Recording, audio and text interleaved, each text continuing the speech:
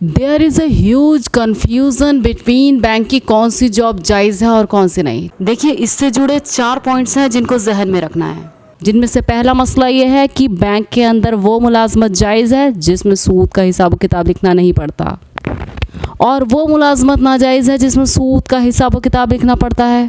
Second one, bank में सूदी लेन then लिखने की मुलाजमत नाजायज़ है। हदीस पाक में सूदी मामला करने वालों पर लानत की गई है।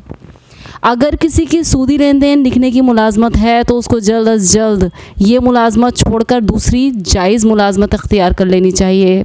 एंड द थर्ड वन, सूदी कारोबार करने वाले बैंक को जायदाद किराए पर देना गुनाह पर मदद करने की वजह से मकरूह है, इसलिए बैंक को देने की बजाय किसी हलाल कारोबार करने वाले को देनी चाहिए। And the last but not the least, अगर कोई शख्स या तंजीम रुपयों को बैंक में इसलिए जमा करे ताकि उससे सूदी रकम हासिल करके गरीबों की मदद करे तो ये नाजायज़ और हराम है, और इन रुपयों पर जो सूद आएगा उससे गरीब की मदद करना भी जायज़ नहीं, इसलिए कि गरीब की मदद करना मुस्तहब है और सूद लेना क़तअन हराम है, और मुस्तहब काम के लिए हराम काम करना हरगिज़ जायज़ नहीं। ये पॉइंट उन लोगों के लिए भी है जो ये सोचते हैं कि सूद की जो रकम आएगी उसको हम खाने में यूज़ ना करके फ़ला काम में यूज़ कर लेंगे।